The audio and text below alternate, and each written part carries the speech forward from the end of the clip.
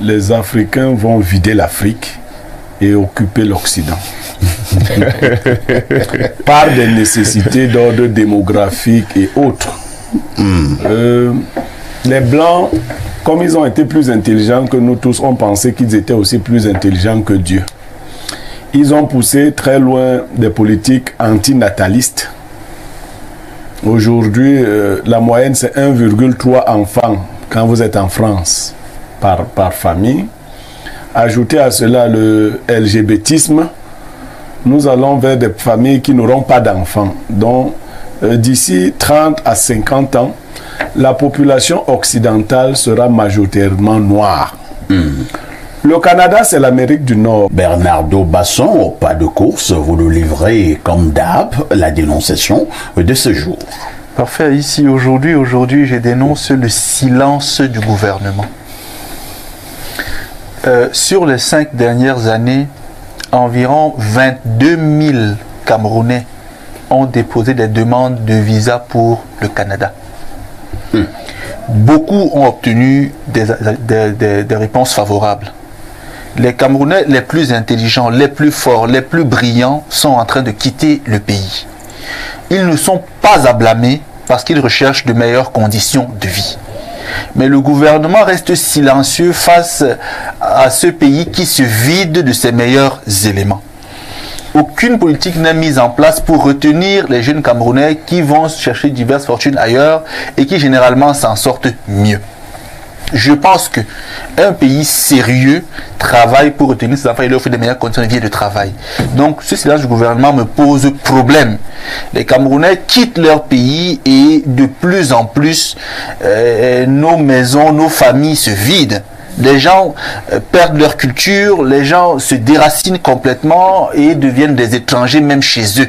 Très bien. C'est problématique et j'ai voulu qu'on en parle aujourd'hui. Nous qui disons souvent que nous sommes le géant de l'Afrique centrale, je ne sais même pas de quel géant il s'agit. Allez au Gabon, vous allez voir les salaires là-bas. Au Gabon, je n'ai pas parlé de la Côte d'Ivoire ou bien du Sénégal. C'est incroyable. Allez au Gabon, allez au Congo. Pierre Blériot-Niemek, c'est pas la première fois que nous mettons le problème sur la table. C'est dignes fils et filles du Cameroun qui sont obligés de partir. Avez-vous l'impression que depuis que nous en parlons, depuis de longues années, le gouvernement a cherché à trouver des solutions appropriées? Parfait. Ici, il y a un phénomène qui est à court dans le monde. Quelques pays mal avisés essayent d'arrêter le phénomène, mais il est inarrêtable. C'est le grand remplacement. Ça veut dire quoi? Ça veut dire que les Africains vont vider l'Afrique et occuper l'Occident. Par des nécessités d'ordre démographique et autres. Les Blancs, comme ils ont été plus intelligents que nous tous, on pensait qu'ils étaient aussi plus intelligents que Dieu. Ils ont poussé très loin des politiques antinatalistes. Aujourd'hui, la moyenne, c'est 1,3 enfants quand vous êtes en France par famille. Ajoutez à cela le LGBTisme. Nous allons vers des familles qui n'auront pas d'enfants. Donc, d'ici 30 à 50 ans, la population occidentale sera majoritairement noire. Le Canada, c'est l'Amérique du Nord. Eux, ils ont anticipé. Ils ont déjà des problèmes de population, des problèmes de remplacement de la classe vieillissante. On ne vous a pas dit qu'on va au Canada par force. On dit que le Canada offre ces possibilités-là. Parce qu'il y a une demande. Vous n'avez pas besoin des gens que vous avez formés vous-même. Et vous leur en voulez d'aller là où on a besoin d'eux. Désormais, les gens iront là où ils sont attendus. Et ils sont attendus de ce côté-là. De plus en plus. Après qu'on aura vidé le pays, les propriétaires du pays, parce qu'il y a visiblement les propriétaires de ce pays. Ah bon? Oui, mais bien évidemment, ils se comportent comme tels. Ils poussent les autres à partir. Ils sont pour rester avec leur pays. Pour rester avec leur pays. Ce qu'ils ne savent pas, c'est que les petits du grand plantain, les rejetons là, priaient tous les jours pour qu'on coupe le grand plantain. C'est quand le grand plantain a été coupé que les vents sont venus renverser tous les petits.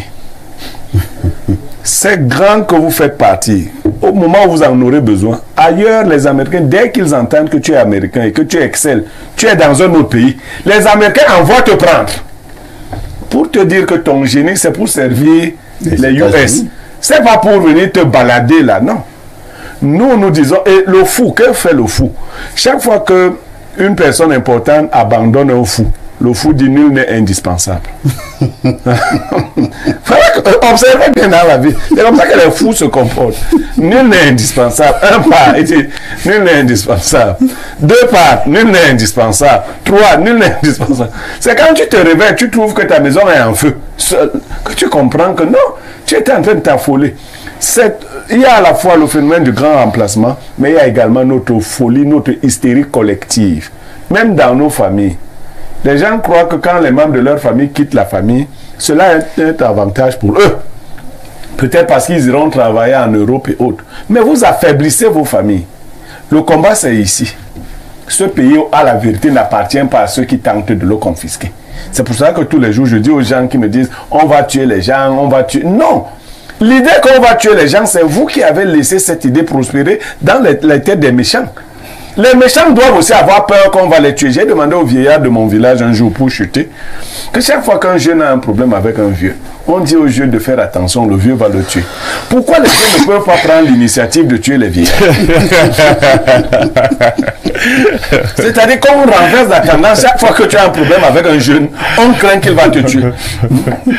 Voilà. Oh, Pierre Blériot.